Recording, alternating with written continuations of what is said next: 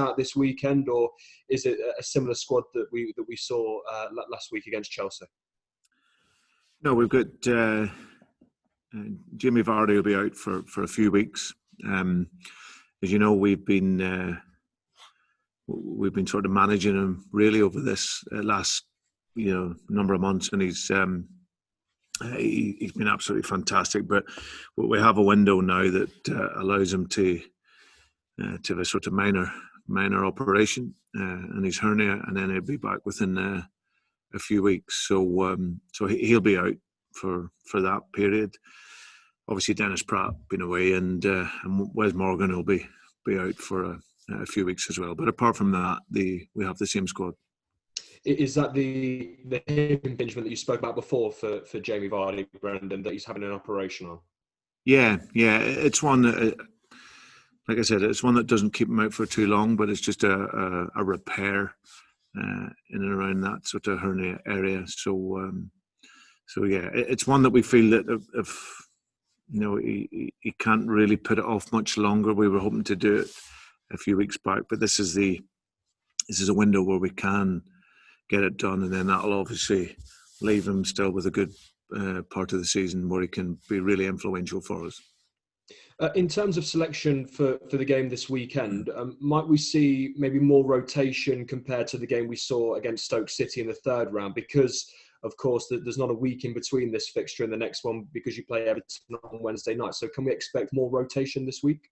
Yeah. It's still, we'll still have a strong team. We'll still virtually have a team of full international players. So, but yeah, I think with the games that we've had and the games coming up, then I've had real trust in the squad, and I'll always pick a team to win the game. So yeah, but there'll be some changes. Brentford, of course, going very well in the Championship, Brendan, third at this moment in time. Where have you identified their main threats, and how do you plan to mitigate against those on Sunday?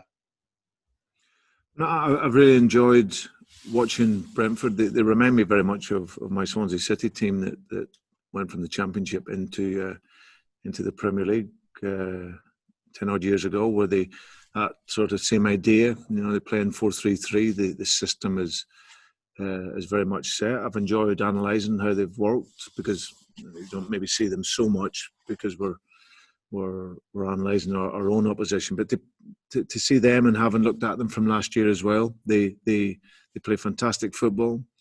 They have a real trust in their game and how they play. They build the game from behind.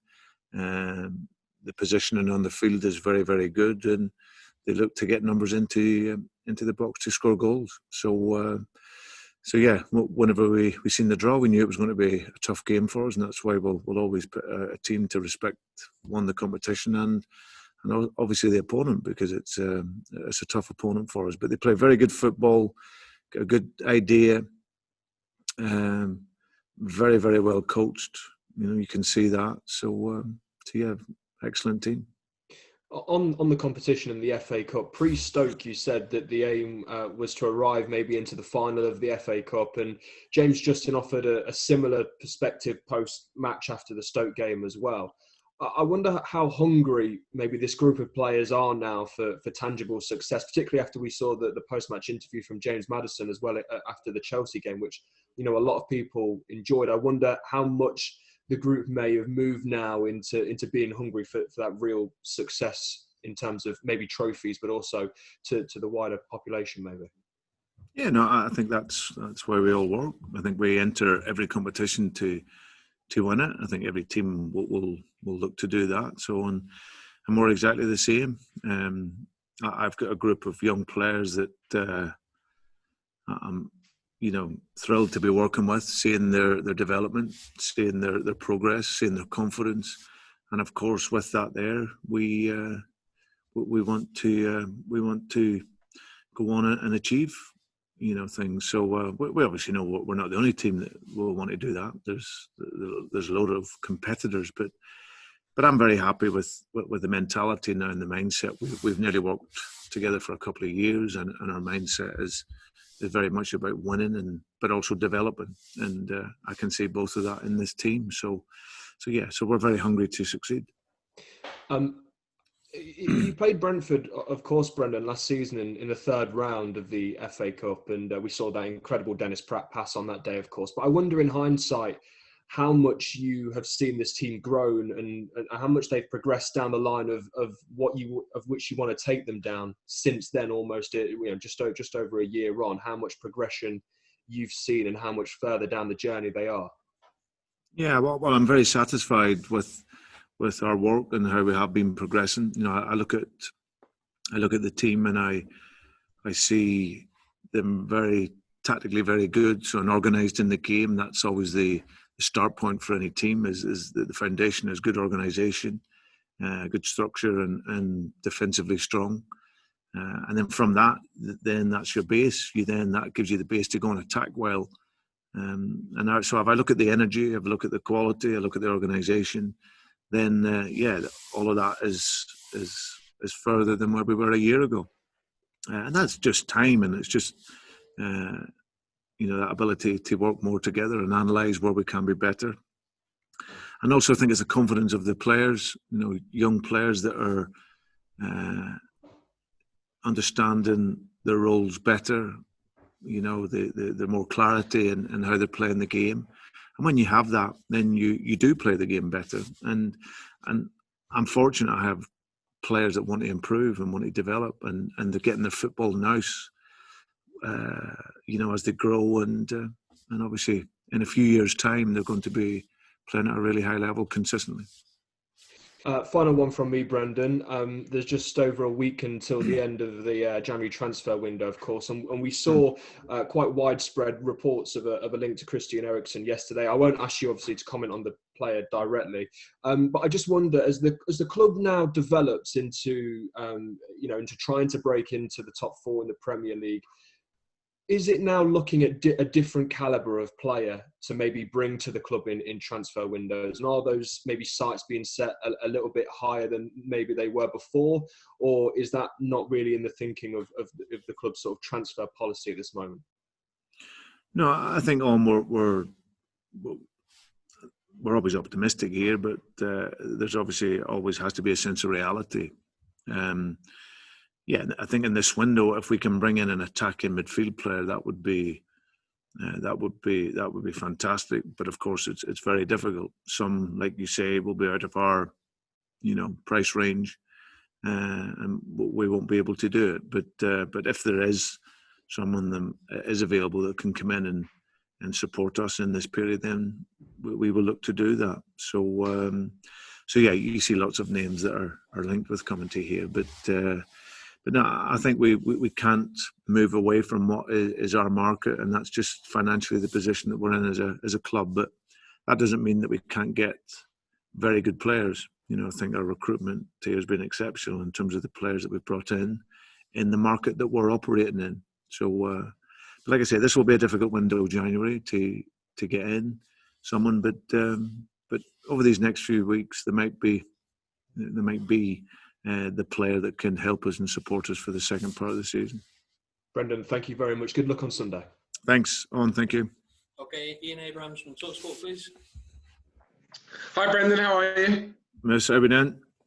Very well. Well, I'll just pick up on that. I mean, you have been linked with Christian Eriksen. You say you want an attacking midfield player, and yet from the outside, I look at your squad and I think, wow, you've got many riches in many parts of the pitch. I mean, is that because you feel that you generally have a chance to win the title and another player here or there might just tip the balance? No, I think it's the position that we are in. We for the balance of the squad, we obviously have lost an attacking midfield player in Dennis Pratt, who's going to be out through until April, we think. So that's a big chunk of the season. The other players that we have in that position are more defensive midfield players. So Wilfred Ndidi is exceptional. Papis Mendy, very good player. Hamza Choudhury, very good player. And obviously Daniel Amartey can play in there, but they're more defensive minded. So ideally, we would like to bring in someone that is more offensive in the game, if that player is available. You said that Jamie will be out for a number of weeks or a few weeks. From an outsider's point of view, we've always said the one question mark regarding Leicester is how will they cope without Jamie Vardy? I guess the next few weeks will answer that, won't it? Not really.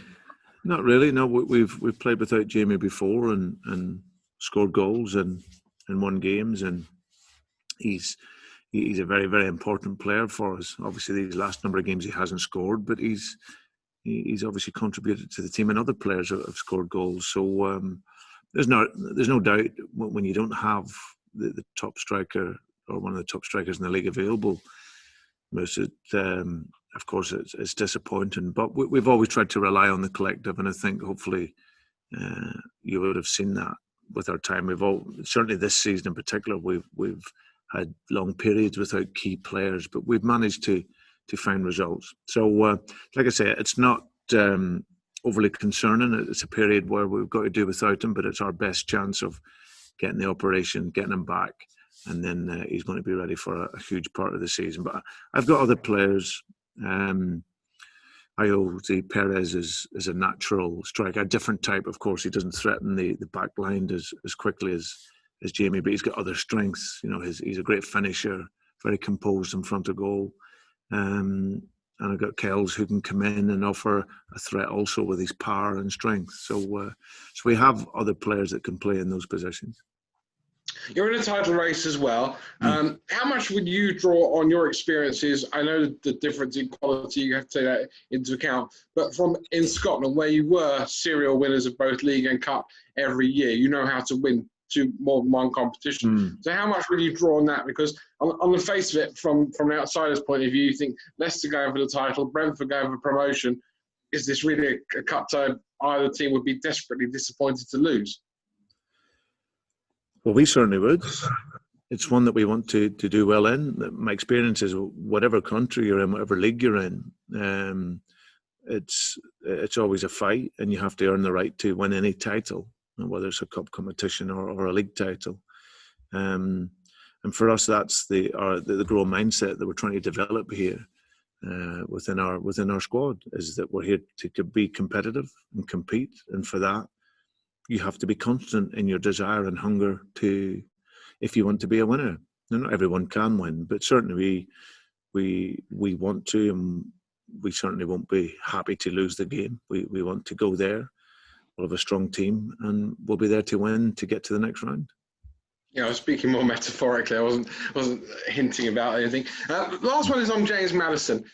Last year, it was all in the press. Jack Grealish can do this, he can do that, he can do the other. The same things that James Maddison could do. And in recent weeks, we've seen his personality really come out and shine and flower in some of his post-match press conferences, notably the other night.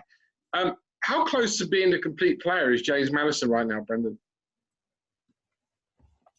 There's a comparison with Jack Grealish and James and Mason Mount, and for me they're all great talents, but they're different types of players that offer different things to the team. And obviously, when I work with James here, and you know what I love about James is his personality. He's such an honest boy. I think you seen in the interview he did the other night, which was so refreshing. This boy hasn't lost, you know, amongst all the so-called glitz and glamour of the Premier League and all the attention around it. He hasn't forgotten where he's from, and that's why you get this refreshing attitude in his interviews. You know, he's never forgotten where he's from, and no matter where he is on his journey and his path to being a really, really top player, he understands that it's about fighting and working and learning and being the best that he can be. So his personality has never changed. It's always been the same. It's great that he gets the credit for being open and honest like he was the other night, but he's always been that. And before, for some reason, it was deemed arrogant or cocky or whatever. He's just got an inherent belief in his ability. And that's actually okay, because that gives him that belief to go and play with those qualities. So he's still learning. He's in his early 20s. He's another couple of years playing. He's his football idea, his football nous will be even better. And but at this moment in his development, you can see he's still a top performer in the most competitive league in the world, and he's a delight to work with. Good luck this weekend, my friend. Cheers. Thanks, Moose. Good man. Okay, Rob Dorset from Sky Sports, please. Hi, Brandon. Hi, Rob. Listen, briefly on the Premier League and what you managed with that great performance and result against Chelsea. Leicester are doing an awful lot better against the inverted commas big six this season. I mean, looking at the stats, 9 points from 36 that you could have earned last season, 13 from 18 already this season. You're so effective against the better teams. What does that tell you? It tells us that our game's improving, our mindset's improving, and it's young players developing their idea and confidence in that. It was a very good performance against Chelsea on the back of two real physical games we've had back to back. Southampton, which you have to, it's a real test of your quality and organisation and physicality, and we came through that well.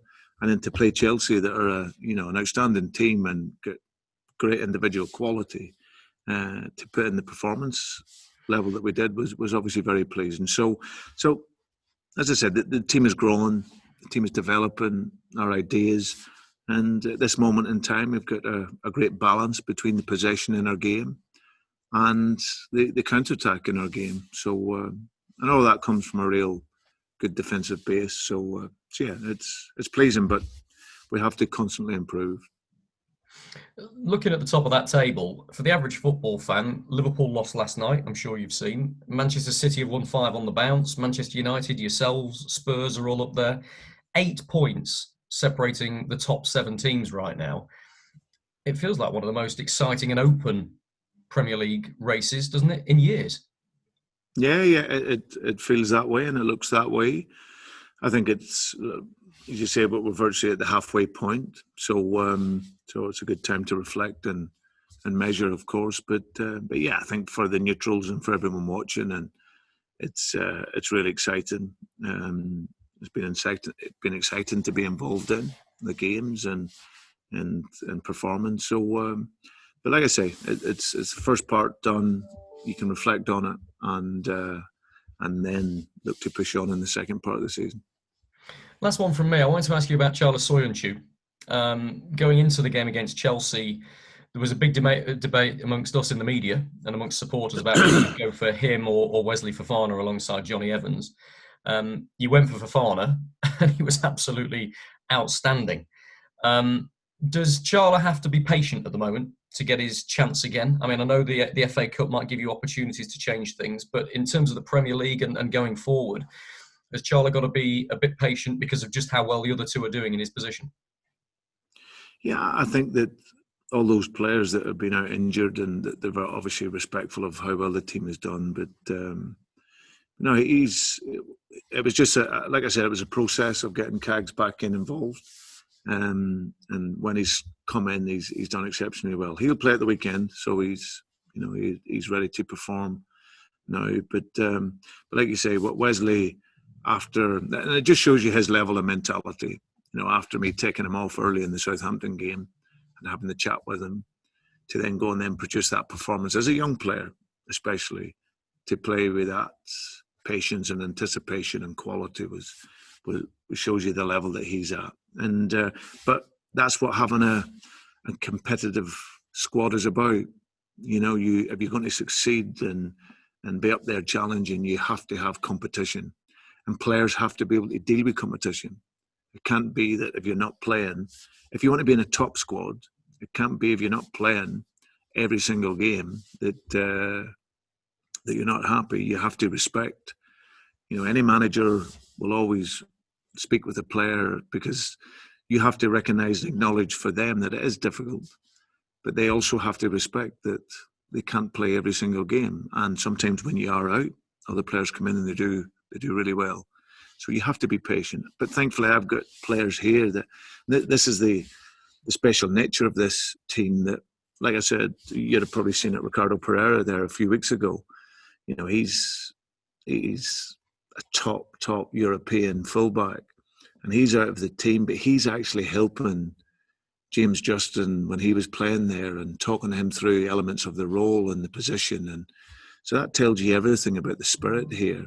And Cags is no different. You know, he's competitive every day, but he understands that the two centre halves have been fantastic. So, but he also knows he's going to get games. Top man. Thank you. Thanks, Rob. Okay, are there any more from the broadcast section before we move into the written section? Okay, thanks to our broadcast colleagues then. We'll say goodbye to you.